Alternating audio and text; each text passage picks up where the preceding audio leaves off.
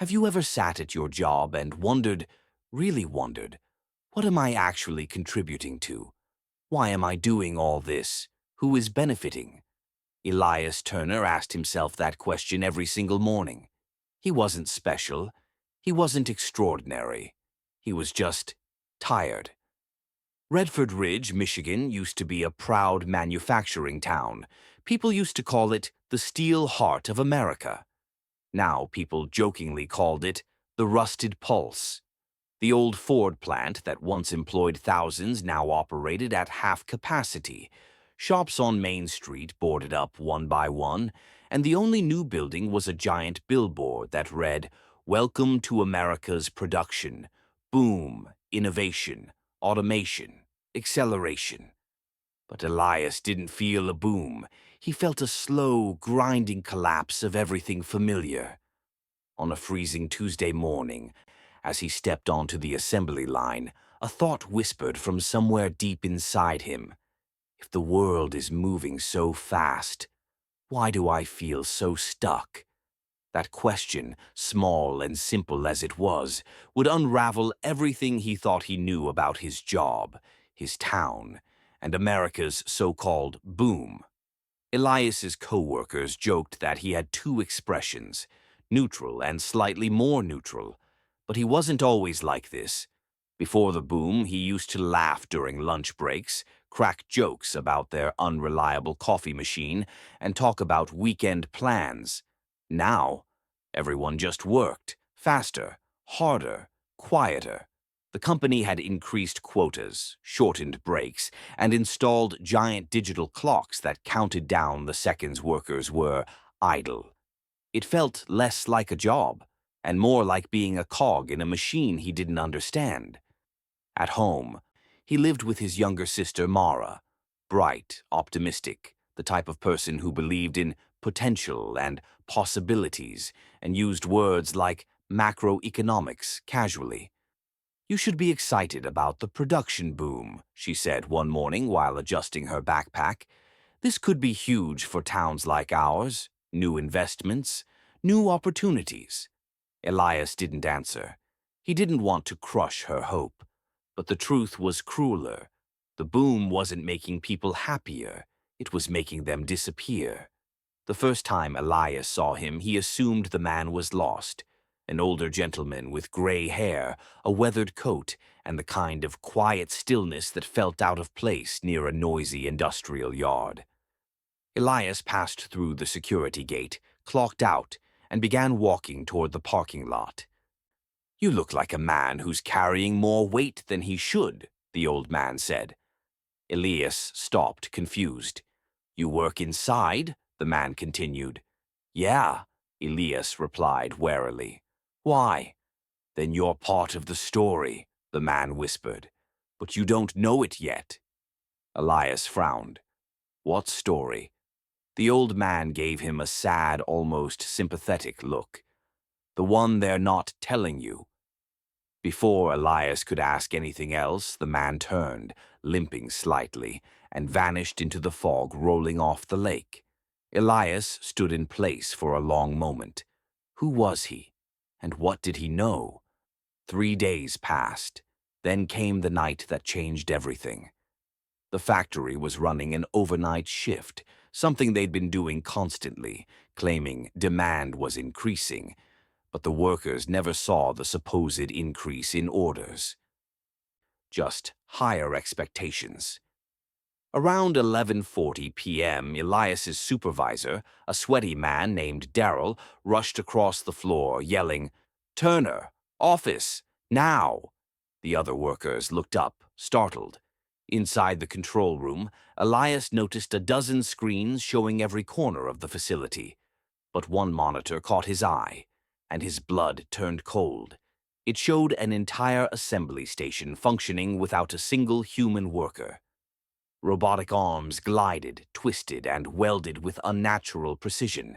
Sensors flickered. Metal pieces moved down the line flawlessly. "What is that?" Elias whispered. "Phase 3 prototypes," the supervisor said smugly. "Efficient, tireless, and obedient. Machines replacing nearly every task humans performed." But I didn't know, Elias began. You weren't supposed to, the supervisor interrupted. The supervisor leaned in, shutting the door behind them. Turner, listen carefully. I shouldn't have shown you this. Corporate wants it sealed until the quarterly announcement. Elias swallowed hard. So, what happens to the workers? Adapting to new technology is part of growth, the supervisor said, reciting the corporate script. We all make sacrifices. That's not an answer. The supervisor's smile vanished. Don't tell anyone. Not a co-worker, not a neighbor, not your sister.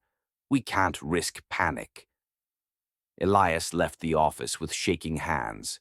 On the way back to his station, he felt like every machine was staring at him.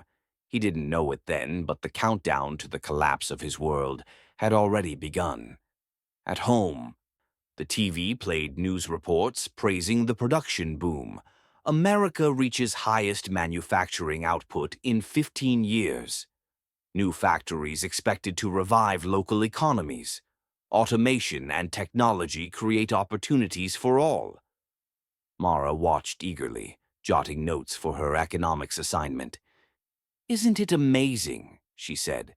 We're finally catching up. This could be our generation's turning point.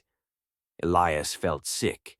He wanted to tell her everything, the machines, the secrecy, the plan to replace nearly everyone he worked with. But the supervisor's threat echoed in his mind. Instead, he forced a weak smile. Yeah, he muttered. Amazing. Mara tilted her head, eyes softening. Elias. Is something wrong? He hesitated. If he told her, she'd worry. She might even try to expose something she shouldn't. So he lied. No. I'm fine. But Mara saw the truth anyway. You deserve more than that place treats you, she said quietly. Just promise me one thing. What? If something feels wrong, don't ignore it. Those words would become the spark that ignited everything. 2 nights later, during a break, Elias grabbed a stale sandwich from the vending machine and headed to the empty break room. Except, it wasn't empty. The old man sat at the table, sipping a lukewarm coffee. Elias froze. How did you get in here? The man smiled faintly. Doors open for those who know how to look. That doesn't make sense. Most of the truth doesn't. Elias stepped closer, lowering his voice. You said I'm part of a story. What did you mean? The man set down his cup. The production boom isn't what they want it to be. It's not about creating jobs. It's about eliminating them, faster than anyone realizes. Elias's stomach twisted. How do you know all this? The man gave a weary sigh. Because I watched the same thing happen 20 years ago, and I stayed quiet. I won't make that mistake again. The stranger slid a folded piece of paper across the table. Read it, he said softly. Elias unfolded it slowly. It was a corporate plan marked confidential, internal use only. His eyes scanned the text. Phase 1, increase quotas. Phase 2, install monitoring systems. Phase 3, robotic prototype integration. Phase 4, human workforce reduction begins. Phase 5, full workforce automation. Projected 90% replacement. His hands trembled. This can't be real. It's as real as the floor you're standing on, the old man said. You have less than a year before most workers here are replaced. Elias felt a pressure in his chest. Fear, anger, betrayal. Why show this to me? The man looked him straight in the eyes. Because someone brave enough has to tell the world, and I think that someone is you. He stood to leave. But be careful. They don't want this truth getting out. That night, Elias barely slept. He stared at the ceiling, listening to the hum of the heater, replaying the old man's words. He imagined his co-workers, the single parents, the older workers with nowhere else to go, the families already on the edge. If this plan came true, Redford Ridge would collapse completely. But speaking out meant risking everything. His job, his income, even his home. Mara knocked lightly on his door. "You're awake," she said softly. "You've been off lately. Really off." Elias sighed. "It's complicated." She sat beside him. "You always protect everyone, Eli. But when do you let someone protect you?" He stared at the document hidden in his drawer. He had a choice: stay silent and watch the town fall apart, or risk everything to save it. Only one felt right. The next day at the factory, a new announcement appeared on the screens. Mandatory overtime, until further notice. Increased output required to meet national production targets. Workers cheered half-heartedly. More hours meant more pay. Elias felt sick. They weren't increasing hours to meet demand. They were squeezing workers dry before replacing them. At noon, Elias snapped. He stormed into the manager's office, slammed the confidential document on the desk, and shouted, "What is this?" The manager's face drained of color. "Where did you get that?" "You're firing everyone?" Elias demanded. "Replacing us with machines and lying about it?" The manager's voice turned icy. "You speak a single word of this, just one, and you won't just lose your job, you'll be blacklisted in the entire region. Do you understand?" Elias stared at him, heart burning with fury. "This isn't growth," he whispered. "It's betrayal." He walked out of the office with shaking hands, but for the first time in years he felt awake, and that awakening would lead him into a battle no one in Redford Ridge was prepared for. Elias didn't return to the assembly line that day. He walked to his car, sat in the driver's seat, and stared at the steering wheel until his breath steadied. He wasn't afraid of losing his job anymore.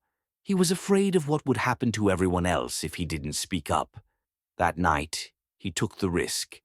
He walked door to door, quietly inviting trusted co-workers to a secret meeting.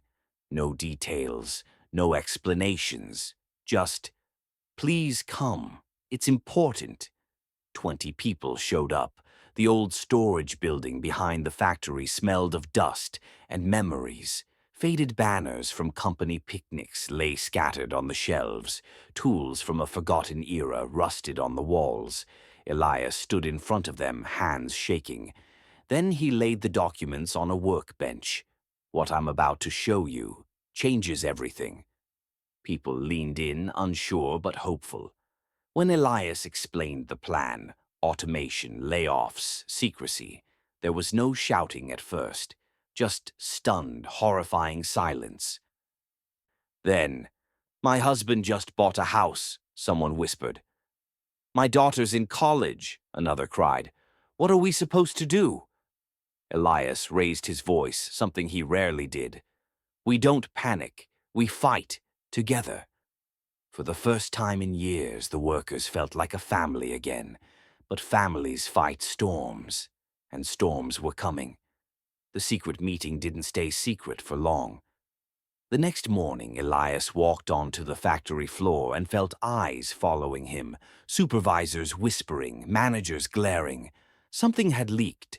During lunch, his co-worker Lydia pulled him aside. "They know," she whispered, trembling. "Someone told them about the meeting." Before Elias could respond, security guards entered the cafeteria. "Elias Turner," one of them barked. "Come with us." Every worker froze. Elias's heart slammed in his chest. They escorted him to the administrative wing, a place most workers never stepped foot inside. He was pushed into a small office lit by a single, buzzing fluorescent light. The plant manager and 2 corporate executives sat across from him. "We're aware of your activities," the manager said coldly. Elias straightened his shoulders. "I told the truth." One executive leaned forward. "You endangered company stability. You violated confidentiality. You incited unrest." Elias met their eyes without flinching. "You endangered people's lives." A long, tense silence filled the room before the manager finally spoke. "You're terminated. Effective immediately." But for Elias, it was far from the end. When Elias stepped outside, the cold air slapped his face, but something else hit harder. A crowd of workers was waiting for him. Lydia, Miguel, old Jerry, people from every department, people who heard the rumors and feared the truth. "Elias, what happened?" someone asked. "They fired me," he announced, "for telling you what they wouldn't." Gasps, murmurs, clenched fists. Elias expected anger, expected hopelessness, but instead, they rallied around him. "You stood up for us," Miguel said. "We're standing up for you. You're our voice now. You're our leader." Elias blinked, stunned. He had never led anything in his life. He was quiet, introverted, unsure. But in that moment, something awakened inside him, a courage he never knew he had. He nodded once. "Then we start today." The factory fought back fast. That afternoon, new security checkpoints appeared. Workers were searched before entering. Phones were banned from the floor.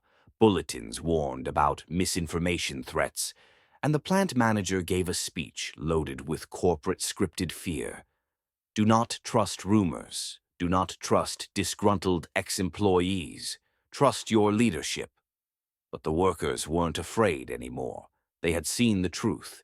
They whispered in locker rooms, shared screenshots, passed copies of Elias's document around like forbidden treasure.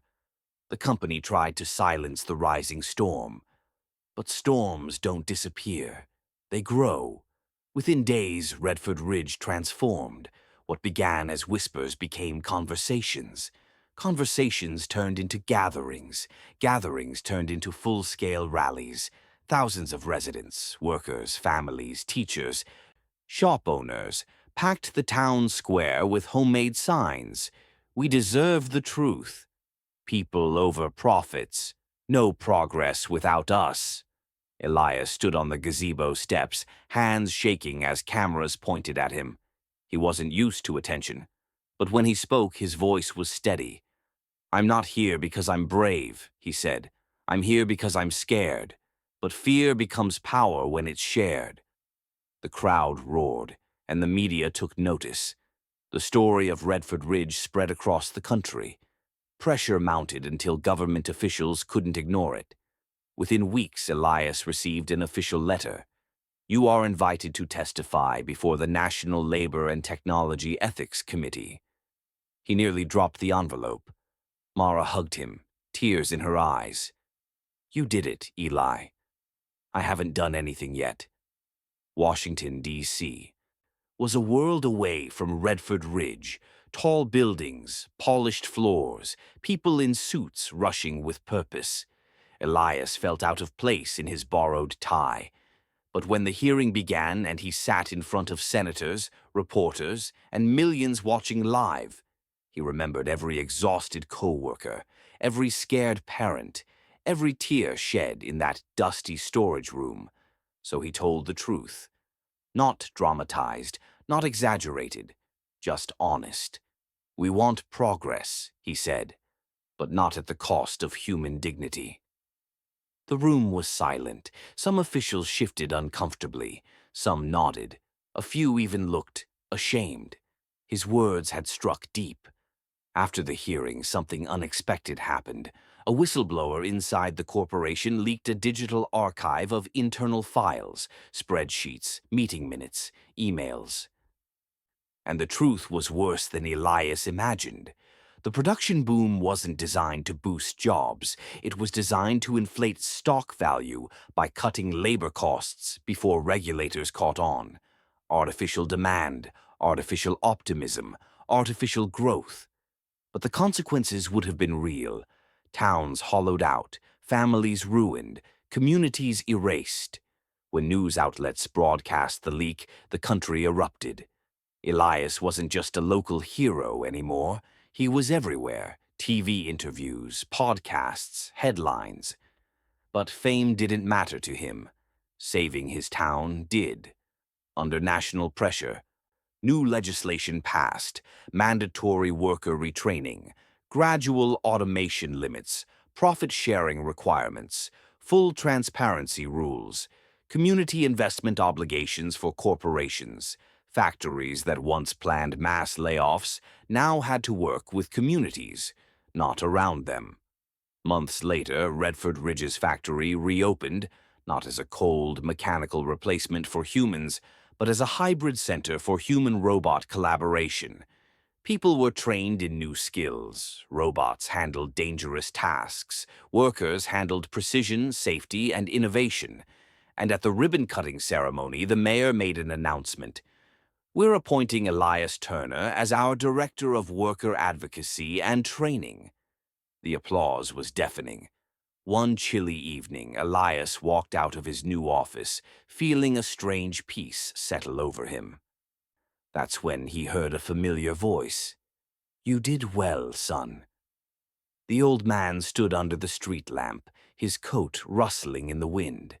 Elias approached him slowly. "I never got your name." The man smiled softly. "A name matters less than a purpose." "And yours? You found it." Elias swallowed. "You said you made a mistake years ago. I stayed silent when people needed me. You didn't. That's the difference." Before Elias could ask more, the man tipped his hat. "Keep going. They'll need you in the years to come." Then he walked away into the dark and never came back. A year passed. Redford Ridge wasn't perfect, but it was alive. The factory buzzed again. Shops reopened. Kids laughed in the park. People believed in tomorrow. At the town's annual celebration, Elias stood with Mara, watching fireworks explode in bursts of color. "You know," she said, nudging him playfully, "I wrote my final thesis on you." Elias nearly choked. "On me?" "Yep." Title was, "How One Ordinary Worker Changed the Course of a National Industry." He laughed, really laughed, but then she grew serious. "Eli, you didn't just save jobs. You gave people hope." Elias looked around. Families hugging, friends smiling, kids waving sparklers, machines and humans working side by side inside the glowing factory across the river. "Maybe," he said quietly, "the shocking truth about the production boom is that people still matter." And for the first time in a long time, he believed it.